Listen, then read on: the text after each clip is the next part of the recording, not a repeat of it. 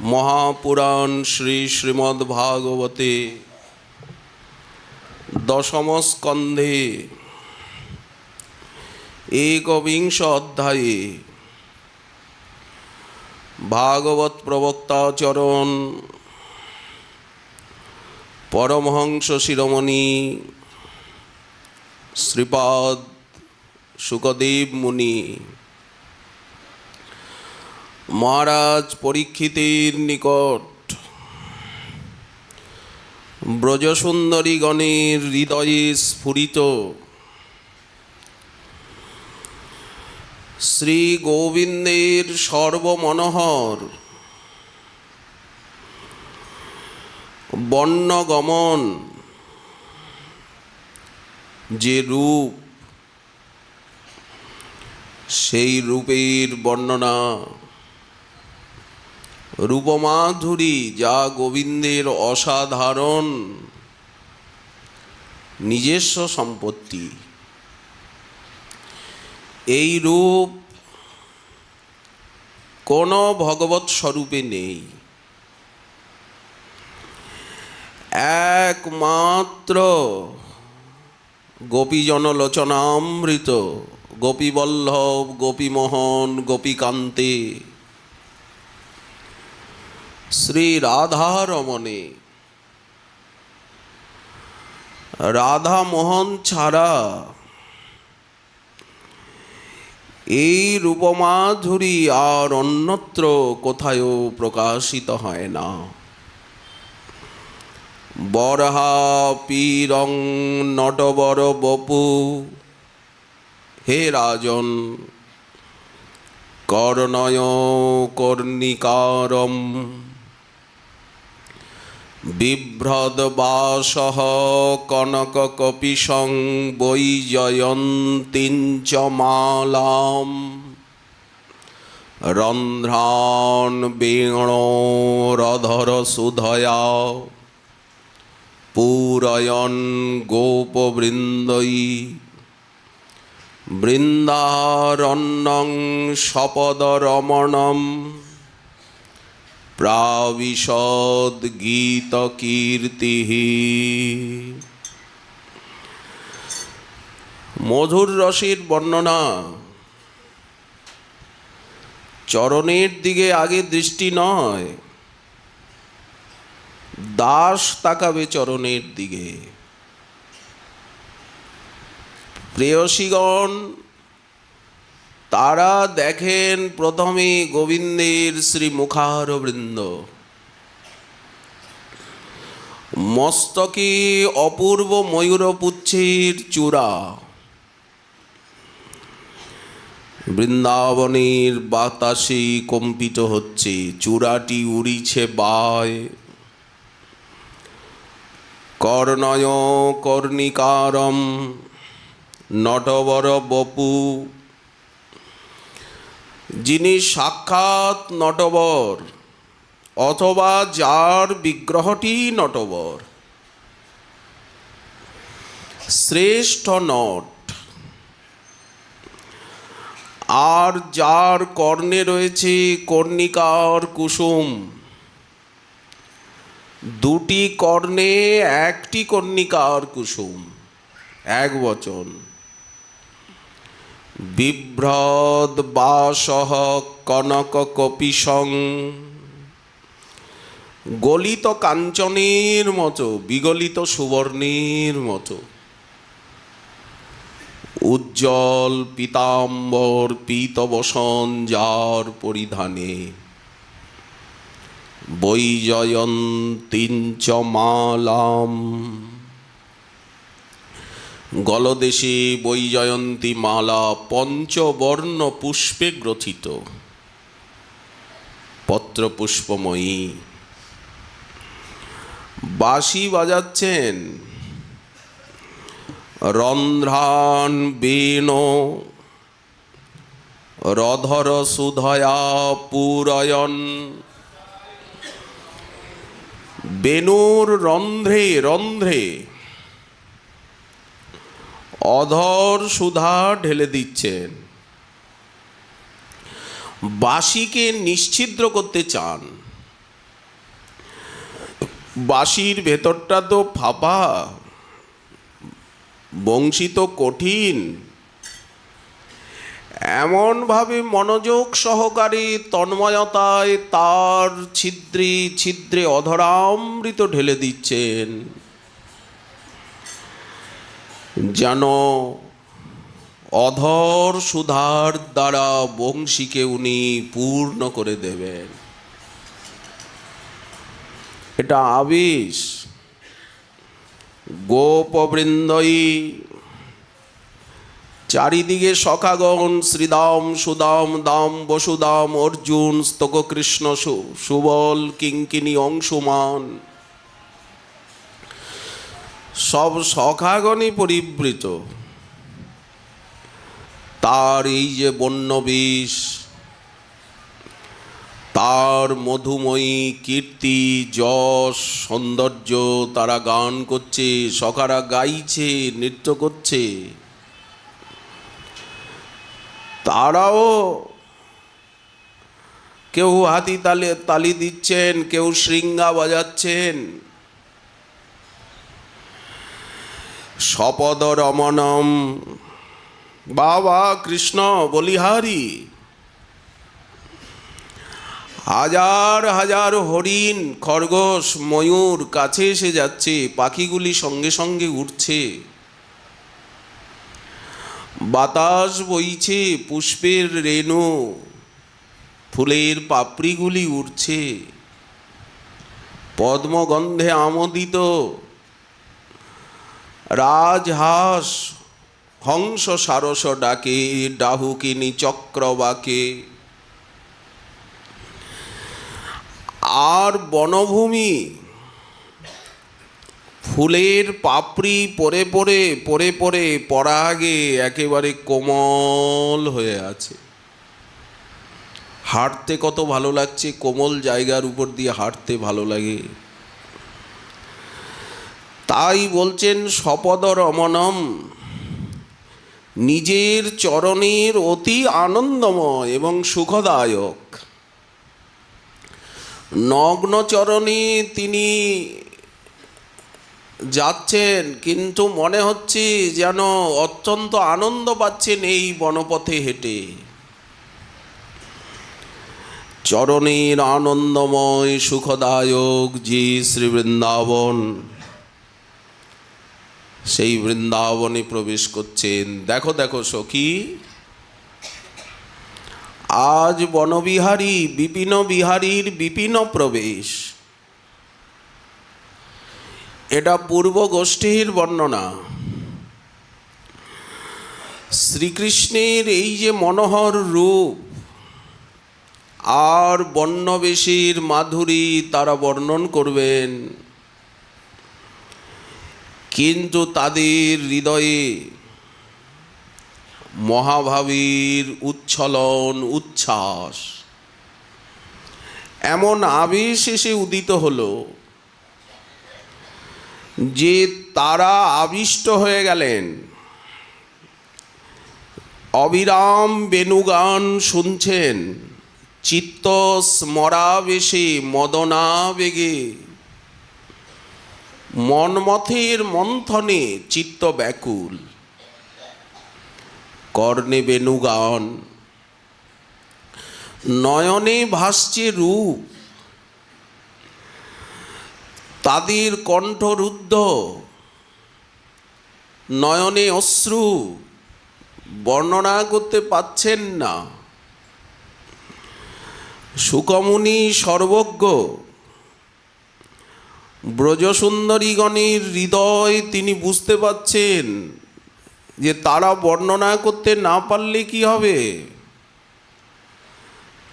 তারা কোন রসে কোন ভাবে কোন রূপে হারিয়ে গেছেন।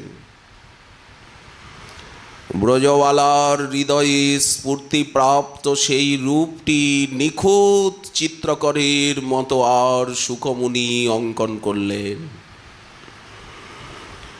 সখাগণ সঙ্গে বৃন্দাবনের বনে প্রবেশ করছেন। কেমন গোবিন্দের রূপ! বললেন এই শ্লোকটি শুকদেবকে টেনে এনেছিল যখন উনি 12 বছর পর্যন্ত মায়ের মাতৃগর্ভে থেকে গেলেন, কিছুতে বের হবেন না, বড় ভয়, আমাকে মায়া ধরবে। ব্যাসদেব অনেক অনুরোধ করলেন, শুনলেন না। তখন দ্বারকালীলা প্রকট, বাধ্য হয়ে উনি দ্বারকানাথের শরণ নিলেন। আমার পত্নী কষ্ট পাচ্ছে, আমি তপস্যা করে একটি সন্তান লাভ করেছি, কিন্তু এমন সন্তান 12 বছর হয়ে গেল, সে কিছুতেই ভূমিষ্ঠ হচ্ছে না। বলছে আমি যাব না। কে আপনি? বাইরে গেলেই আমাকে মায়া ধরবে। বলছি আমি যে ধরবে না।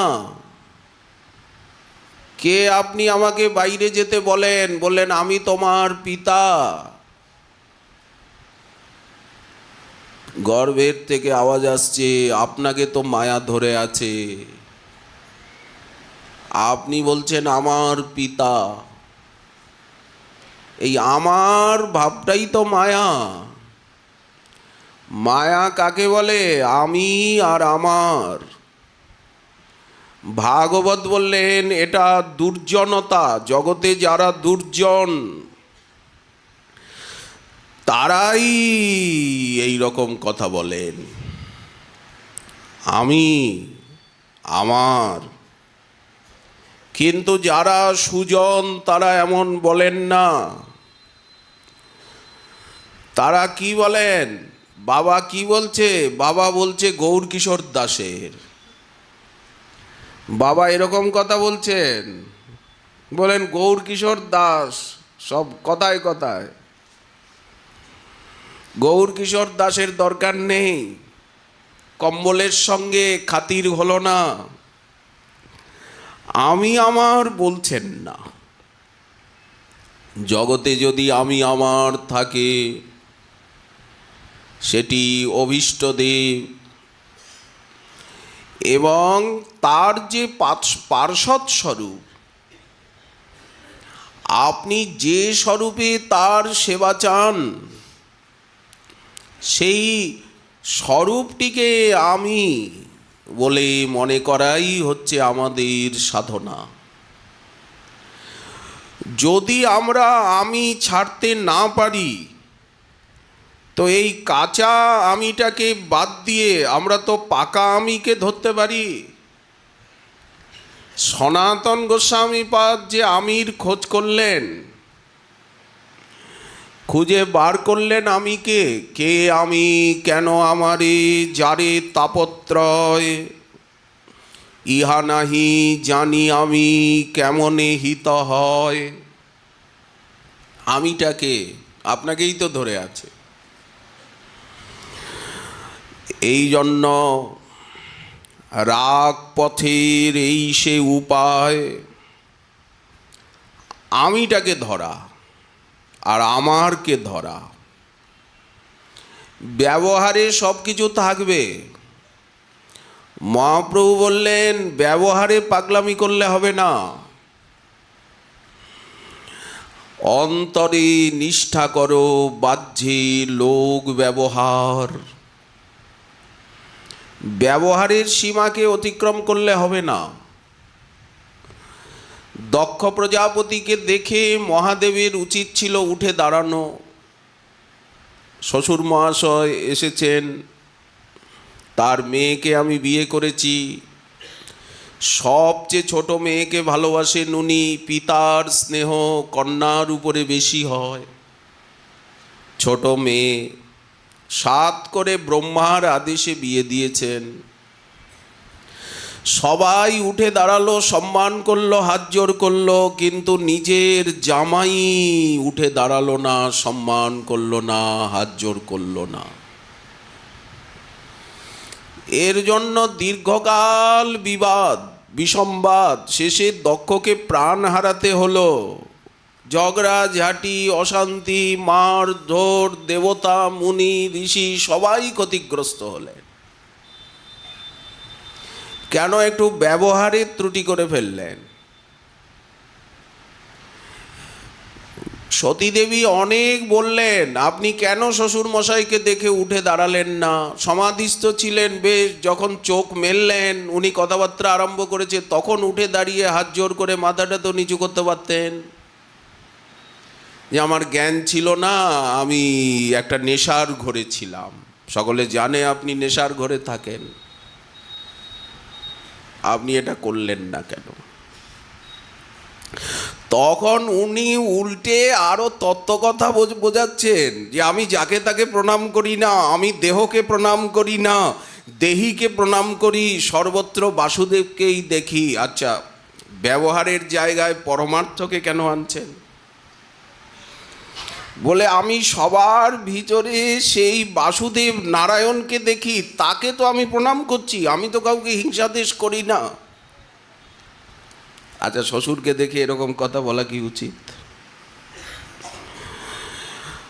তো এই জন্য মহাপ্রভু শিক্ষা দিচ্ছেন, অন্তরে নিষ্ঠা করো, বাইরে লোকব্যবহার মর্যাদাকে উল্লঙ্ঘন করবে না। যেমন বেদ মর্যাদা, লোকমর্যাদা, তাহলে সুশৃঙ্খল হবে সব।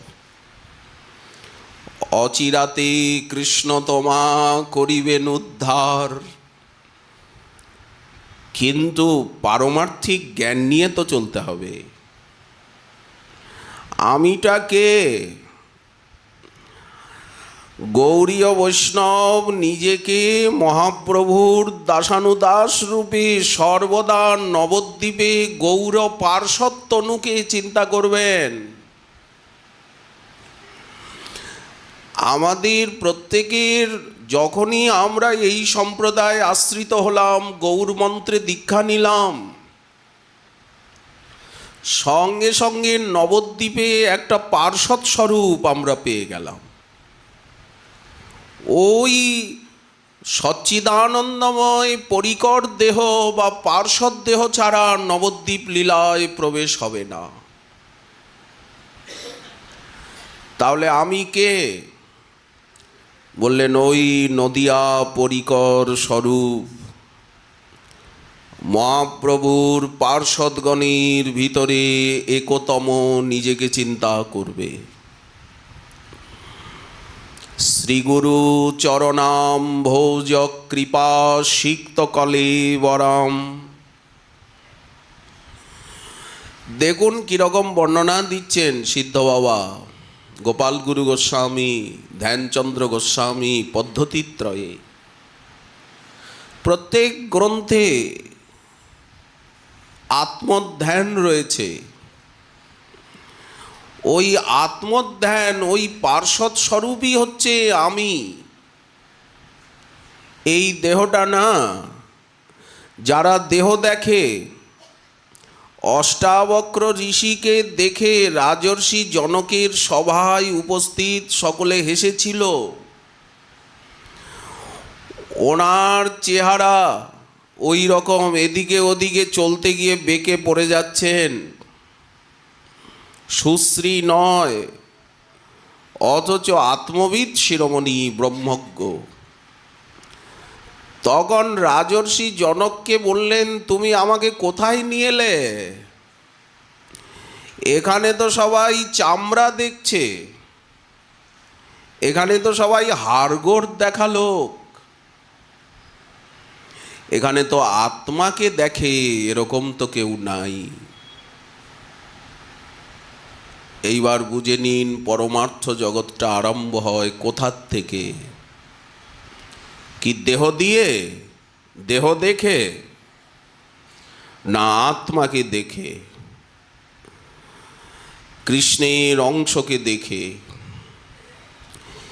এই জ্ঞান উদয় হলেই সমস্ত ভেদাভেদ মিটে যায়।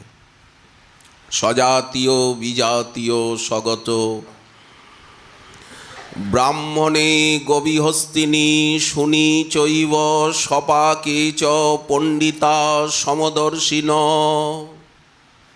এই সমদর্শনকে যোগ বলা হয়েছে, পারমার্থিক যোগ।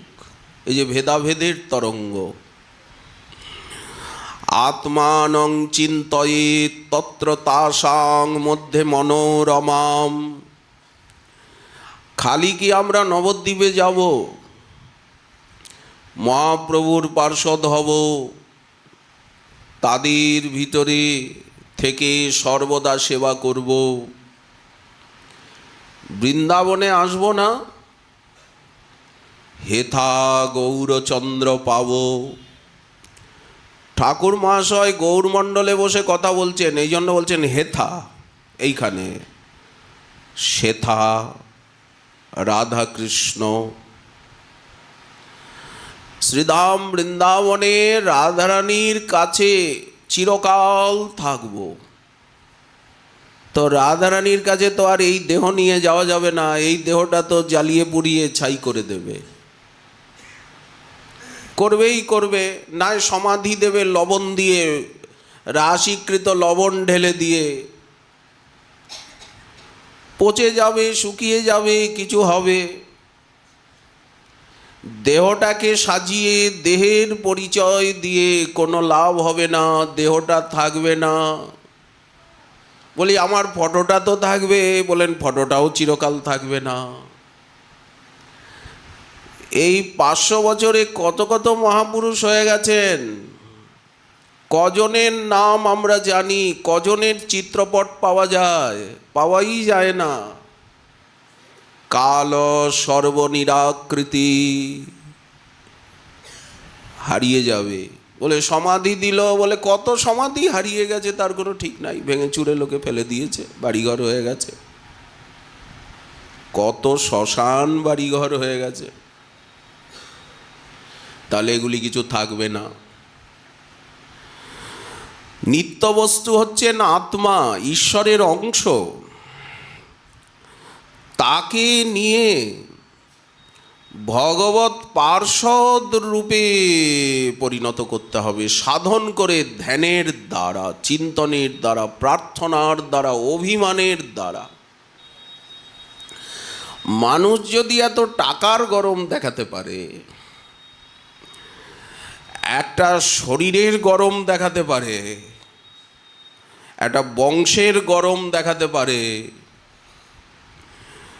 যে আমি ক্ষত্রিয়, আমি বৈশ্য, অভিমানিত, তো আমরা আত্মার গরমটা দেখাতে পারবো না। ভগবানের দাস এই অভিমান এনে শরীরটাকে গরম করতে পারবো নাকি? মানুষ যদি টাকার গরমে বনবন করে উপরে ঘুরতে থাকে, পদের গরমে, লোকজনের গরমে, ধনবল, জনবল, বিদ্যাবল, বুদ্ধিবল, সবার উপরে তো ভক্তিবল, শ্রদ্ধাবল, সেটা তো ধ্রুব প্রহ্লাদ দেখিয়ে দিলেন, হরিদাস ঠাকুর দেখিয়ে দিলেন। তাহলে সেই বলটাকে আমরা কি করে দুর্বল বলে মনে করলাম? নিজেকে মানুষ কত কিছু চিন্তা করছে, নিজেকে ভগবান বলেও চিন্তা করছে, ভগবান বলেও প্রচার করছে। হিরণ্যকশিপু করল। তো আমরা কি নিজেকে গৌর দাস রূপে, গৌরাঙ্গের সেই পার্ষদ তনু এবং রাধা রানীর দাসী বলে অভিমান আনতে পারবো না যে আমরা রাধারানীর দাসী? সব সময় রাধা দাসীর বাসনা কামনা অন্তরে জাগাতে পারবো নাকি? মানুষ কি না পারে? যদি আমরা বলি পারবো না, তাহলে এটা মানসিক দুর্বলতা হয়ে গেল। যদি বলা হয় পাবো না, হবে না বললেন, তাহলে কৃপাকে অগ্রাহ্য, অস্বীকার করা হলো ভক্তির শক্তিকে। মানুষ পারে না, পারবে না এমন কিছু হতে পারে না। সৃষ্টির ইতিহাসে। তাই সব সময়ে গুরুদেব যে আদেশ করেছেন, সাধক তাই চিন্তা করবেন। চিন্তা অর্থে অভিমান আনবেন। চিন্তা করতে পারছেন না, বলেন অভিমানটা তো আনতে পারবেন, আমি গৌরাঙ্গের দাসানুদাস, আমি নবদ্বীপে যাব, মহাপ্রভুর পার্ষদগণের ভিতরে এক হব, বৃন্দাবনে রাধারানীর দাসী হব, আমি রাধারানীর দাসী। যেদিন থেকে কৃষ্ণমন্ত্র রাধা মন্ত্র কানে গেছে সেদিন থেকে আমি রাধারানীর দাসী হয়েই গেছি। জীব তো দাস, দাস হয়েই আছে, তার স্বরূপটাই তো দাস। দাস কি কোনোদিন প্রভু হতে পারে? বলেন কোনোদিন পারে না। জীব কি কোনোদিন কৃষ্ণ হবে? বলেন কোনোদিন হবে না। দাস কি করে প্রভু হবে? চিরকাল দাস আছি, বৃত্তাসুর বলছেন চিরকাল তোমার দাস থাকব। জীবের স্বরূপটা বলছেন। রূপ যৌবন সম্পন্নাং কিশোরীং প্রমদাকৃতিম শ্রীগুরু চরণাম ভোজ কৃপা সিক্ত কলেবরাম কিশোরী গোপবনিতাম নানালঙ্কার ভূষিতাম পৃথুত্তুঙ্গ কুচদ্বন্দাম চতুষ্ষষ্ঠী কলান্বিতাম। ভাষাগুলো কত সুন্দর দেখুন। সাধনামৃত চন্দ্রিকা সিদ্ধ বাবার। কোথার থেকে উনি এই অপূর্ব ভাষা পেলেন? রক্তচিত্রান্তরিয়াম আবৃত শুক্লোত্তরীয়কাম স্বর্ণচিত্রারুণপ্রান্ত মুক্তা দাম সুকঞ্চুলিম চন্দনা গুরু কাশ্মীর চর্চিতাঙ্গিং মধুস্মিতাম সেবা উপায়ন নির্মাণ কুশলাম সেবনোৎসুকাম বিনয়াদি গুণোপেতাম শ্রীরাধা করুণার্থিনীম। রাধা কৃষ্ণ সুখামোদ মাত্র চেষ্টাং সুপদ্মিনীম নিগুড় ভাবাং গোবিন্দে মদনানন্দমোহিনীম। কৃষ্ণের যে মদনানন্দ আছে, সেই মদনানন্দকে মোহিত করে দেয়। এই রকম স্বরূপ যারা প্রার্থনা প্রেম ভক্তি চন্দ্রিকা পড়েছেন তাদের বুঝতে বাকি নেই যে কি বলা হচ্ছে। রূপে গুণে ডগমগী, তারা এত সুন্দরী, এত কুশলা, সর্ব বিষয়ে এত বুদ্ধিমতী। রাধারানীও ইঙ্গিত করেন কৃষ্ণকে যে এদেরকে পরিহাস করো, এদেরকে পরীক্ষা করো, এরা রাধারানীর মতোই পরমা সুন্দরী, সব যুথেশ্বরী হবার যোগ্যা। যাও প্রাণনাথ, এদেরকে একটু পরিহাস করো। কৃষ্ণ ওদেরকে আকর্ষণ করেন, হাতে গিয়ে ধরেন। ওরা বলেন আহা হা হা, রাধানাথ, রাধামোহন, আমি যে দাসী, আমার হাত ধরলে কেন? দাসীর হাত ধরছ কেন? আমি কিঙ্করী, ছেড়ে দাও। ঘৃণা নেই তোমার? দাসীকে তো তোমার ঘৃণা করা উচিত। গোবিন্দকে পরিহাস করছে। শুধু বলেন দাসী, সেবিকা, কিঙ্করী আমরা, দাসীর হাত ধরবে কেন? দাসীকে আদর করতে আসছো কেন? মদনানন্দমোহিনীম। এরা গোবিন্দকে পর্যন্ত মোহিত করেন। রাধারানী কত আনন্দ পান এদের চেষ্টা দেখে। নানা রসকলালাপস্বালিনীং দিব্যরূপিণীং সঙ্গীত রস সঞ্জাত ভাবোল্লাস ভরান্বিতাম। এই তো আমাদের সাধনা বৃন্দাবনে। এখানে এই অভিমান আনতে হবে যে আমি রাধারানীর কিঙ্করী, সে আমি যেই হই, বালক বৃদ্ধ পুরুষ নারী, যে বর্ণের যে দেশের যে আশ্রমের, একটাই পরিচয়, 10টা পরিচয় নেই সম্প্রদায়ে। আমাদের সবার একটাই পরিচয় আছে, সেটা আমরা রাধারানীর দাসী, মহাপ্রভুর দাস। অভিমানেই তো সিদ্ধি। মা জাহ্নবা ঠাকুরানীর নিকট বাগনাপাড়ার রামচন্দ্র গোস্বামী রামাই ঠাকুর প্রশ্ন করছেন, মা আমাকে বুঝিয়ে দাও এই ভজন। গুরুদেবই তো বোঝাবেন, কে বোঝাবে? ঠাকুর কহেন, দেবী কৃপা করি কহ। এই যে ভাবোল্লাস শব্দটা বলছো, ভাবোল্লাসারতি, কোথায় ভাবোল্লাসারতি তা আমারে শোনাহ। জাহ্নবা কহেন, বাপু শুনো সাবধানে, ভাবোল্লাসারতি মাত্র হয় বৃন্দাবনে। আচ্ছা বলুন তো, বৃন্দাবন ছাড়া এই কথাগুলো ব্যক্তভাবে আলোচনার জায়গা বিশ্বে আছে? কোথায় আলোচনা করতে পারবেন? অন্যত্র সদাচারী, প্রসাদভোজী, সিদ্ধান্তবিদ, নিষ্ঠাবানের সংখ্যা খুব বিরল, খুব সীমিত। সেই পরিবেশে আপনাকে যদি কেউ নিয়ে বসিয়ে বলে, বলেন বলেন, একদিক থেকে বলতে থাকেন, আপনার মুখ দিয়ে বেরোবে না,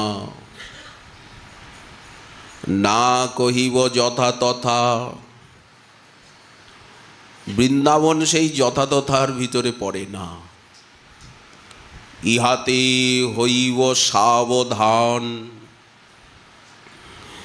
এখানেরই তো লীলা, এখানেরই তো সম্পত্তি, এখানেরই তো সাধন। আমরা তো এখানের কথাই বলছি, তো যেখানের কথা সেখানে তো বলতেই হবে। বৃন্দাবন স্থান সেই দেবের অগোচর। দেবদেবী এই বৃন্দাবন ধামকে ভেদ করতে পারেন না। এর রহস্য, এর মহিমা, যাহা বিলসয়ে নিত্য কিশোরী কিশোর। এখানে সব সময় লীলা চলছে, কিশোর কিশোরী মোহন মোহিনী লীলা করছেন। সেখানে শ্রীরূপ মঞ্জরী আর শ্রীরতি মঞ্জরী, তারা ভাবোল্লাসে মগ্ন রহে দিবা বিভাবরী। এই ভাবোল্লাসারতি মাত্র, তাহা সবাকার, আর কারো নয়, অন্য কারো আনুগত্য নয়, গৌর দাসের আনুগত্য, নিতাই দাসের আনুগত্য এবং রাধা দাসীর আনুগত্য। ও খিচুড়ি আর লাফড়ায় হবে না, আলাদা আলাদা করুন না, অন্ন ডাল আলাদা আলাদা করুন, রসা খালি ঘ্যাটের থেকে আলাদা বার করবেন কি করে? ঘেটে ঘ্যাট করে সম্পূর্ণ আলাদা করে দিয়ে আলাদা আলাদা বলতে হবে। মাধুকরী মেখে একবারে করলো কি, ওর ভিতরে চাটনি, ক্ষীর, শাক, তিতের রসা ও দেশে আছে, পূর্ব দেশে বলেন এরকম মেখে দলা দলা করে দাও, একে মাধুকরী বলে। হবে না। সম্পূর্ণ ভিন্ন এবং বিলক্ষণভাবে এই ভাব রসের বর্ণনা, এই ভাবোল্লাসারতি মাত্র তাহা সবাকার আর কারণে। এই যে ঠাকুর মহাশয়ের ভাবোল্লাসারতি, আমাদের আচার্যপাদগণের ভাবোল্লাসারতি, সিদ্ধ বাবাগণের ভাবোল্লাসারতি, আমরা যদি তাদের আনুগত্য নিই, তাদের দাসানুদাস ভাব অন্তরে আনি, ভাবটা পেয়ে যাব। সহজ রাস্তা, অভিমান আনলেই পেয়ে যাব। তাদের চরণ সেবী ভক্ত সঙ্গে বাস, এই যে বলা হচ্ছে, এই ছয় গোসাই যার তার মুই দাস, আমি অন্যের দাস নই, তার মুই দাস। তা সবার পদরেণু, ওই ধুলিতেই গড়াগড়ি দেব। মোর পঞ্চগ্রাস, পঞ্চগ্রাস বলতে কি? আহার। তর্পণ মোর বৈষ্ণবের নাম, বৈষ্ণবের উচ্ছিষ্ট তাহে মোর মননিষ্ঠ। বৈষ্ণবের নামেতে উল্লাস, বৃন্দাবনের চবুতারা, চবুতারা বলতে যোগপীঠ মণিমন্দির, রতনবেদীর উপর। সেই রতনবেদী তাহে মোর মন ঘেরা। সরল বাংলা ভাষা, কহে দিন নরোত্তম দাস। গৌরীয় বৈষ্ণব যারা এই ভজন প্রাপ্ত হয়েছেন, গুরু বৈষ্ণবের কৃপায় এই অভিমান পেয়েছেন, তারা এই সকল লীলার আস্বাদন পাবেন। এই যে ব্রজবালার হৃদয়ে স্ফুরিত গোবিন্দ মাধুরী, ব্রজবালা কি বলছেন? বরহা পীরং নটবর বপু। এই শ্লোক আমরা বললাম শুকদেবকে টেনে এনেছে। দ্বারকানাথ এসে বললেন, বেরিয়ে এসো। আপনি কে?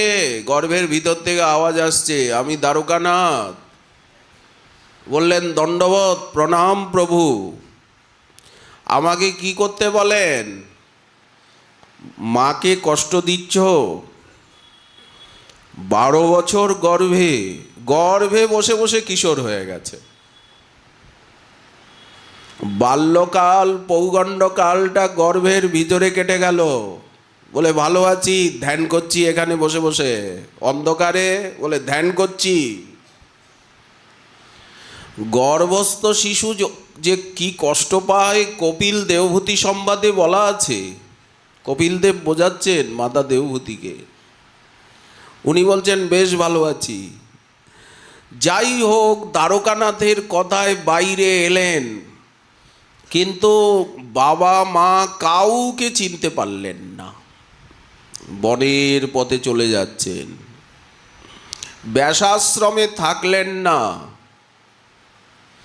কোথায় যাবেন? চারিদিকে তো উঁচু উঁচু পাহাড়, বদরিকাশ্রম। ওই তপবনে ঘুরে বেড়াচ্ছেন, ওই চারিদিকের বনে।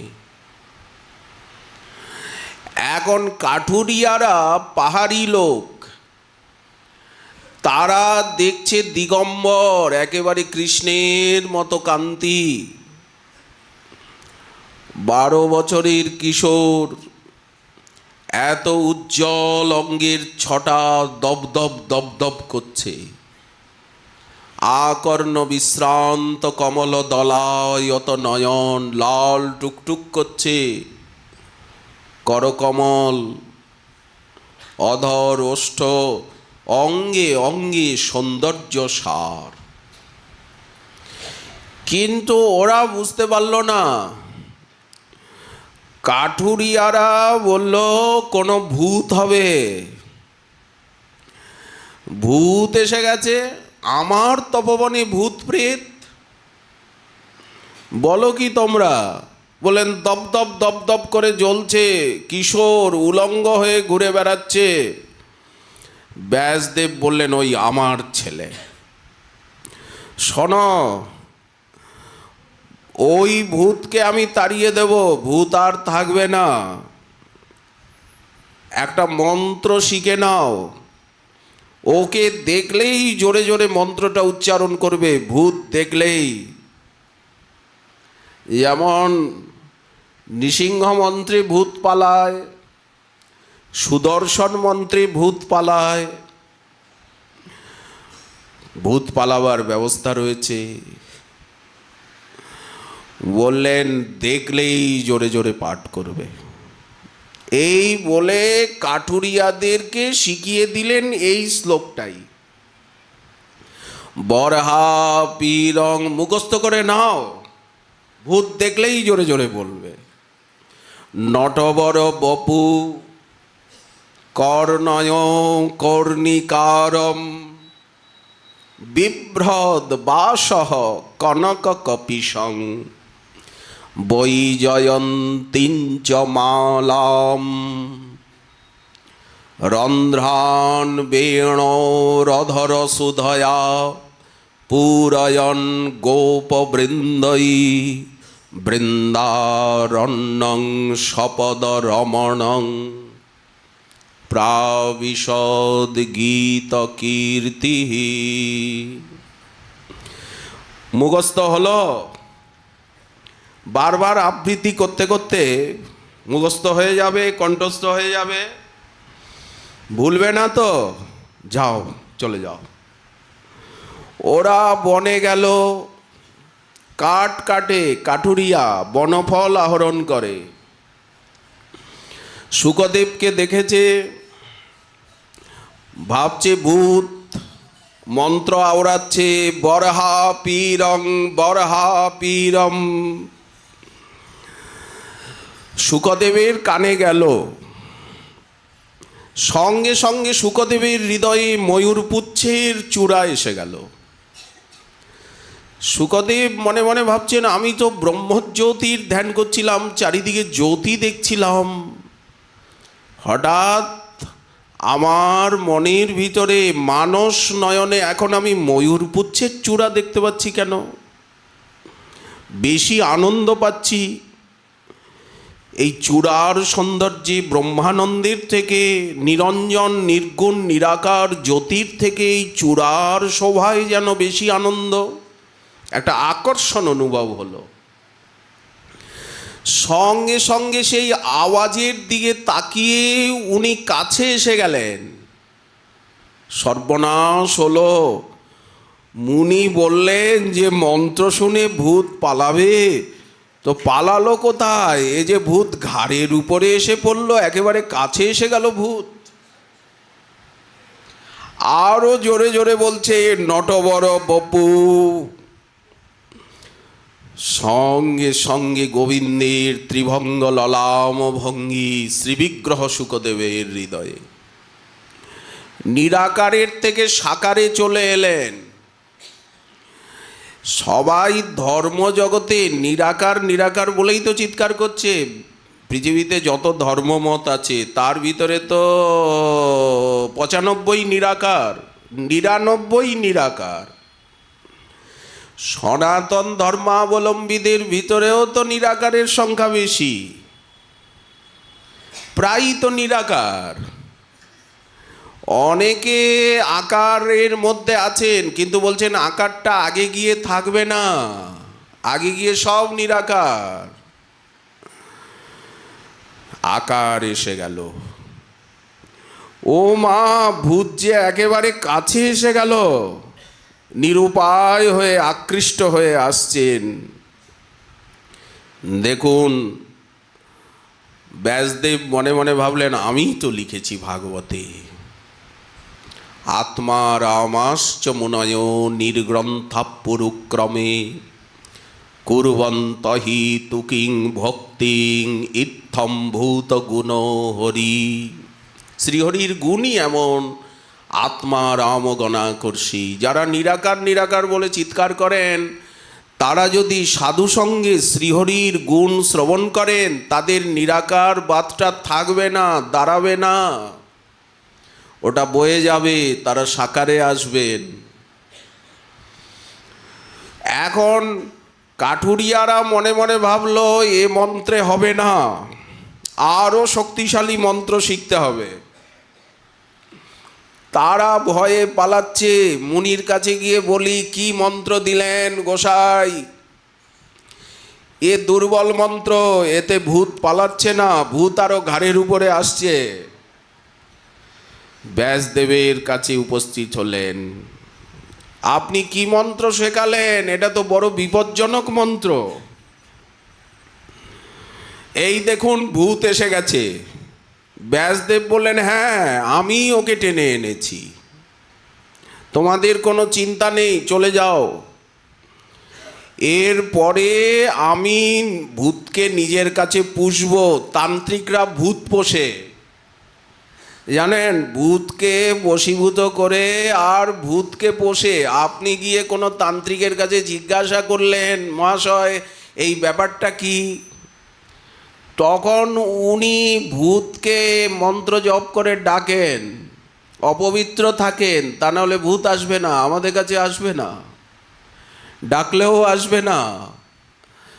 অপবিত্র বস্তু কাছে রাখতে হবে, অপবিত্র অবস্থায় থাকতে হবে, অপবিত্র বস্তু আহার করতে হবে, তবে ভূত আসবে। ভূত এসে বলে দেবে ওই লোককে এই উত্তর দাও, এই এটা এটা এটা এটা এটা। ওরা তো উপদেবতা, ওরা সব কিছু দেখতে পায়। ভূত প্রেত যক্ষ রক্ষ বলে, মশাই ভূত বিশ্বাসই করি না আমরা।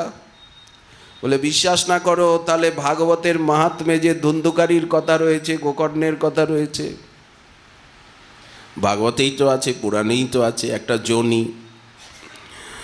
ভূত বলে দেয়। তখন তান্ত্রিক মহোদয় ভূতের কথাগুলো আওড়ে দেন, যে এইটা এটা এটা এটা করো, এটা এটা এটা এটা।